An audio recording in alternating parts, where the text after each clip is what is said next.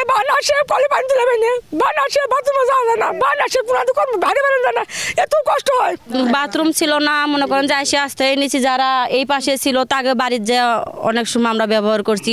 আমার ইচ্ছা ডাক্তার হওয়ার, কিন্তু আমি হতে পারবো না, বন্যার কারণে আমরা ভেসে যাব। গরিব মানুষ বাড়িতে পানি উঠছে, এখন মেয়ে নিয়ে জায়গায় আশ্রয় নিচ্ছি, এখানে বাচ্চা হবো। কোনো প্রান্ত আমরা পাইনি। ই এসে কয় একটা ফটোকপি দেয়, উনি এসে কয় একটা ফটোকপি দেন, এটাই না যায়, কিন্তু আমরা পাই না এখনো। বগুড়ার সারিয়াকান্দি উপজেলার চন্দনবাইশা ইউনিয়নে অস্থায়ীভাবে টিনের ছাউনি দিয়ে আশ্রয় নিয়েছে প্রায় অর্ধশত বানভাসী পরিবার। এমন শত শত মানুষের ঘরবাড়ি ও সহায় সম্বল ভাসিয়ে নিয়ে গেছে সর্বনাশা বন্যা। এখানে নেই খাবার জন্য বিশুদ্ধ পানি ও রান্নার সুব্যবস্থা। এই অবস্থায় সবথেকে দুর্বিষহ জীবন অতিবাহিত করছেন মহিলারা। এখানে স্যানিটেশনের সমস্যা প্রকট, বাধ্য হয়ে মেয়েদের যেতে হচ্ছে অন্যের বাড়ির শৌচাগারে। হাট বাজারে তো আপনি ঠিক মতো থাকে না, রাধি আর কীভাবে, একবেলা রাধি হয়তো আরেকবেলা রাধি না, আরেকবেলা উপাসী থাকতে হয় আমাদের। বাথরুম ছিল না, মনে করেন যে এসে আসতে নিচে যারা এই পাশে ছিল তাকে বাড়ির যে অনেক সময় আমরা ব্যবহার করছি, অনেকে ব্যবহার করতে দিয়েছি, অনেকে দেয় না। প্রসাব পায়খানা অন্য মানুষের জায়গায় যেয়ে করতেছি। রহিমা বানু একটু একটু করে গড়ে তুলেছিলেন সংসার, তবে সর্বনাশা বন্যার পানি কেড়ে নিয়েছে তার সর্বস্ব। সবাই কষ্ট হয়, বাদুর মানুষের কষ্টই। তার আমার এলাকি আবদার করি চেয়ারম্যানের কাছে যে আমার কিছু না দাও, আমার এলাকা গুচ্ছি যেরকম করে জায়গা বসা কিছু করে দাও, আমরা যেন ঠাই নিয়ে থাকার ভাই।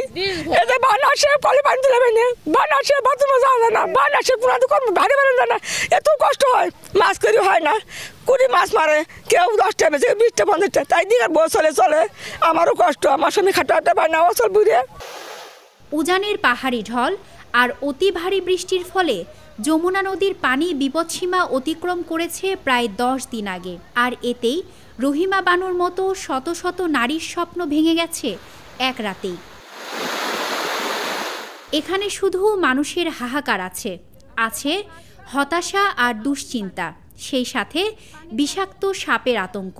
এই হতাশার মাঝেই তাদের গবাদি পশু চুরি হবার ঘটনাও ঘটেছে, তাই অনিরাপত্তার কথাও জানান তারা। ছাগল আমাদের যেদিন আমি পরশুদিন আসছি, আমরা আসার পর আমার ঘর থেকে 5টা ছাগল চুরি করে নিয়ে গেছে। নিয়ে গেলেন তো রাতে বেলা আমরা অনেক খোঁজাখুঁজি করছি, করার পরে 3 জায়গায় পাইছি, আর 2টা আমরা পাইনি।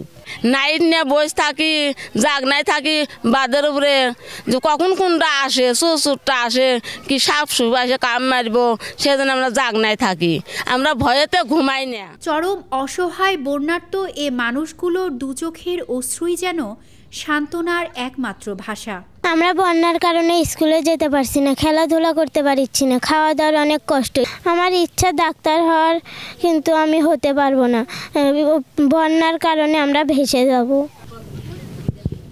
শুধু এতটুকুই নয়, এখানে রয়েছে অন্তঃসত্ত্বা মহিলারাও। তাদের কাছে এই পৃথিবী যেন শুধুই হতাশার। এই বন্যার দুর্বিষহতার কাছে তাদের জীবনও যেন তুচ্ছ। এখন সৃষ্টিকর্তাই তাদের কাছে একমাত্র ভরসার জায়গা। গরিব মানুষ বাড়িতে পানি উঠছে, এখন মেয়ে নিয়ে জায়গায় আশ্রয় নিচ্ছি, এখানে বাচ্চা হবো। সমস্যা হইলেন সেটা হবে, পরে দেখাই যাবো। সমস্যা হলেন কী করবো, আল্লাহ যদি বাঁচায় আমার মেয়েকে বাঁচাবো, আল্লাহ যা করবো তাই। এই বানভাসী মানুষের এখন আয় রোজগারের মূল উৎস নদীর মাছ। মাছ জালে ধরা পড়লে তা বিক্রি করেই চলছে সংসার, আর মাছ না পেলে নিরুপায় হয়ে অনাহারে দিন অতিবাহিত করতে হচ্ছে। তারা যেন সর্বনাশা বন্যার কাছে পরাজিত এক সৈনিক। প্রসাব পায়খানার কষ্ট আমাদের অনেক কষ্টই। কিভাবে করেন আপনারা? মনে করেন যে পলিথিনের মধ্যে যারা যেভাবে করতেছে আমরাও সেভাবেই করে ব্যবহার করে তারপর আমরা এরকম করে চলতেছি আর কি। এই বানভাসী মানুষেরা ক্ষোভের সাথে জানান, দিন থেকে রাত পর্যন্ত চাতক পাখির মতো অপেক্ষা করলেও মেলেনি কোনো সহায়তা। কোনো প্রান্ত আমরা পাইনি। এখন খালি যে কাগজপাতি লিখে না যায় এটি আমরা জানি, ফটোকপি না যায়, ই এসে কয় একটা ফটোকপি দেয়, উনি এসে কয় একটা ফটোকপি দেন, এটি না যায়, কিন্তু আমরা পাই না এখনো। 100 চিরা পাওয়া বা 100 গুড় পাওয়া বা 10টা টাকা পাওয়া আমরা এখনো কিছু পাইনি।